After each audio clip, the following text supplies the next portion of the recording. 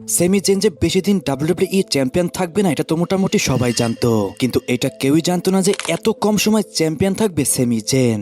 So guys, আজকের স্ম্যাকডাউনটি শেষ হয়ে গেছে। কি হলো আজকের স্ম্যাকডাউনে সমস্ত কিছুই থাকবে আজকের এই ভিডিওতে। আজকের স্ম্যাকডাউনের শুরুতেই WWE undisputed champion Sami Zayn ring এ আসে। গাইস, চ্যাম্পিয়ন হওয়ার পরে কিন্তু এটা তার ফার্স্ট এন্ট্রেন্স ছিল, আর ডাব্লিউডাব্লিউই মোটামুটি তাকে ভালোই একটা এন্ট্রেন্স দিয়েছে। অডিয়েন্সরাও তাকে মিক্সড রিয়াকশন দেয়। বেশিরভাগ অডিয়েন্সরাই তাকে চেয়ার করছিল, কিন্তু কিছু একটা অংশ তাকে বু করছিল আজকেও। সেমি জেন বলে, আমি লাস্ট রিয়াল গুড গাই, আমাকে যে যাই বলুক না কেন আমি সবাইকে বলতে চাই থ্যাংক ইউ।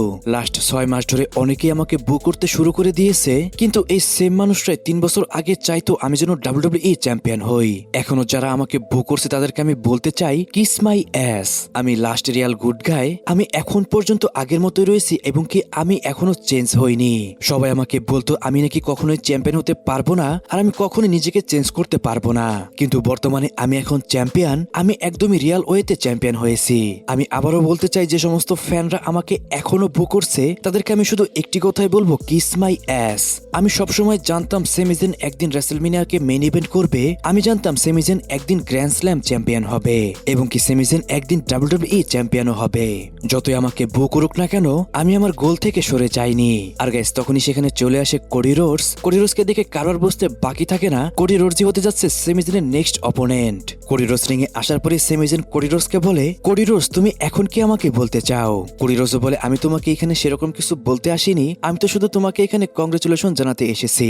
এটা বলে কোডি রোডস সেমি জেনের সাথে হ্যান্ডশেক করে সেখান থেকে চলে যাচ্ছিল, কিন্তু সেমি জেন তাকে আটকে দেয়। সেমি জেন বলে, কোডি রোডস আমি তোমাকে ভালো করেই চিনি, তুমি তো এটার জন্য এখানে আসোনি। সো কোডি রোডস তোমার আসল মতলবটা কি তুমি আমাদের সবার সামনে বলো। আর গাইস, তখনই সেখানে মিউজিক হিট হয়ে যায় জে উসোর। জে উসোকে দেখেও একটু সেমি জেন অবাক হয়ে যায়, কিন্তু জে উসো এসে হাক করে সেমি জেনকে। জে উসো বলে, সেমি জেন তুমি এটা আর্ন করেছো, তুমি এটা ডিজার্ভ করো, কিন্তু সেমি জেন আমি এখানে এসেছি একটা বিজনেসের কারণে, আর সেই বিজনেসটি হলো তোমার কাছ থেকে আমি টাইটেল নিয়ে যাব, আমি টাইটেল নিব আমার ফ্যামিলির জন্য। কোডি রোডস বলে, এখানে আবার কিসের ফ্যামিলি? সেমি জেন এখানে দাঁড়িয়ে রয়েছে চ্যাম্পিয়ন হয়ে, আর আমি যদি ভুল না করি তুমিও কিছুদিন আগে ডাব্লিউডাব্লিউই ওয়ার্ল্ড হেভিওয়েট চ্যাম্পিয়ন ছিলে, তাহলে এখন তুমি কোন পয়েন্টে এখানে এসেছো আর এখানে এসে তুমি সেমি জেনকে চ্যালেঞ্জ করছো? আমি এখানে এসেছি আমার রিম্যাচের কথা বলতে। সেমি জেন বলে, যে উসো তুমি চাও আমার সাথে ফাইট করতে, বাট এটা কেউই পছন্দ করবে না। কোডি রোডস তুমি চাও টাইটেল শট, কারণ তোমাকে হারিয়েই আমি চ্যাম্পিয়ন হয়েছি, কিন্তু এটা আমার টাইম। কোডি রোডস তুমি আমাকে কি বলেছিলে? যতদিন পর্যন্ত তুমি চ্যাম্পিয়ন থাকবে আমি নাকি চ্যাম্পিয়ন হতে পারবো না, তাহলে এখন আমি কিভাবে চ্যাম্পিয়ন হলাম? আর যে উসো তুমি আমাকে বলেছিলে ডাব্লিউডাব্লিউই টাইটেল তুমি তোমার ফ্যামিলির জন্য নিয়ে যাবে, আমিও তো তোমার ফ্যামিলি, আর তোমার টাইটেলটা তোমার ফ্যামিলির কাছেই রয়েছে। গাইস, এখানে কিন্তু সেমি জেন টিজ করলো ব্লাড লাইনকে, কারণ সেমি জেন কিন্তু একটি টাইমে ব্লাড লাইনেরই একজন মেম্বার ছিল। এছাড়াও সেমি জেন বলে, তোমরা দুইজন কেউই আমাকে টাচ করতে পারবে না, তোমরা দুইজন আমার থেকে দূরে থাকো। এটা বলে সেমি জেন সেখান থেকে চলে যাচ্ছিল, তখনই সেখানে চলে আসে অ্যাডাম পিয়ার্স। অ্যাডাম পিয়ার্স এসেই বলে, আজকে আমি স্ম্যাকডাউনের জিএম, আমি এখানে এসেছি সেমি জেনকে একটি চ্যালেঞ্জার দিতে। সেমি জেন বলে, তুমি কি আমার জন্য সামারস্ল্যামে কোনো অপোনেন্ট ঠিক করতে এসেছো? অ্যাডাম পিয়ার্স বলে, না, আমি তোমার জন্য নেক্সট মানডে নাইট ট্রতে একটি অপোনেন্ট দিতে এখানে এসেছি। আর গাইস, এটা শুনে সেমি জেন একটু রেগে যায়। তখন অ্যাডাম পিয়ার্স বলে, আজকে একটি নাম্বার 1 কন্টেন্ডার ম্যাচ হবে জে ওসো এবং কোডি রোডসের মধ্যে, যে সেই ম্যাচটার মধ্যে উইন করবে সেই চ্যালেঞ্জ করতে পারবে সেমি জেনকে নেক্সট উইক মানডে নাইট ট্রতে সেই ম্যাচটি হবে। তারপর Chelsea Green, Tiffany, Charlotte Flair versus Jade Cargill, Mitch and বিফেবের মধ্যে একটি 6 women tag team championship match শুরু হয়ে যায়, যেখানে জেড কার্গিলের টিম খুবই সহজে উইন করে যায়। আর গাইস, কোনোভাবেই বলা যাবে না এটা একটা 6 ম্যান ট্যাগ টিম ম্যাচ ছিল। ম্যাচটির নামেই ছিল 6 ম্যান ট্যাগ টিম ম্যাচ। ম্যাচটা তো 6 মিনিটও ভালো মতন চলে না। গাইস, আজকের স্ম্যাকডাউনে যে সমস্ত ম্যাচ আমরা দেখতে পেয়েছি সব ম্যাচগুলোই কিন্তু একদমই নরমাল ম্যাচ ছিল, কোনো একটা ম্যাচও হার্ডকোর রেসলিং ম্যাচ ছিল না, জাস্ট মনে হচ্ছিল যেন টাইম পাস করছে ডাব্লিউডাব্লিউই। আর গাইস, আজকে কিন্তু স্ম্যাকডাউন 2 ঘন্টার ছিল, আর আজকের স্ম্যাকডাউন কিন্তু লাইভ হচ্ছিল না। গত সপ্তাহে যখন মানডে নাইট ড্র শেষ হয়ে যায় তারপরেই আজকের স্ম্যাকডাউনটি টেপ করা হয়েছিল।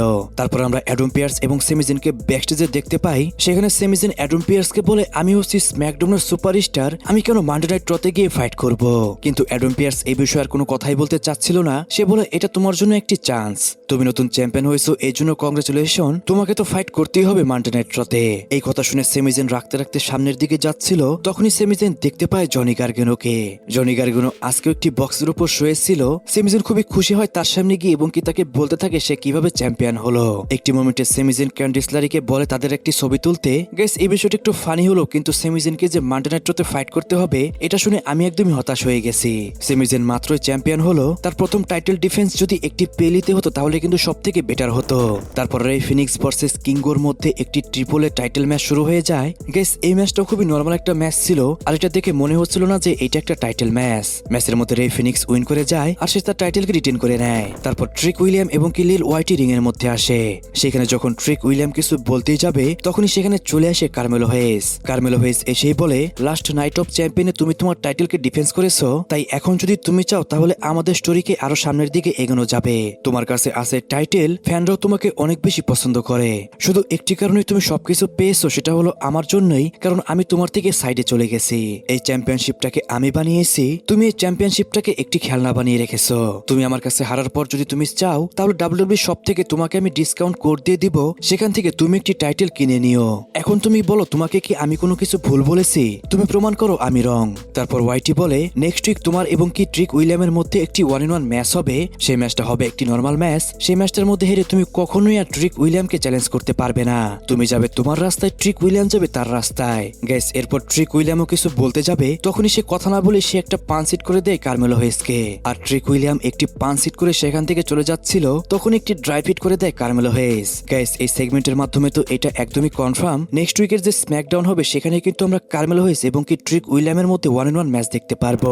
তারপর ব্যাকস্টেজে আমরা ডেন হাউজিন এবং কি ম্যাট কার্ডোনাকে দেখতে পাই। মজার বিষয় হলো সেখানে আমরা দেখতে পাই মিস এবং কি কেট ওয়েলসনকে। ডেন হাউজিন তাদেরকে নিয়ে এক্সপেরিমেন্ট করছে। একটি মোমেন্টে কেট ওয়েলসন এবং কি মিসকে ইলেকট্রিক শক দিয়ে সেখান থেকে ভেগে যায় ডেন হাউজিন। আর গাইস এটা কিন্তু একদমই ফানি সেগমেন্ট ছিল, কিন্তু বরাবরের মতো খারাপ লাগছিল দা মিসকে দেখে।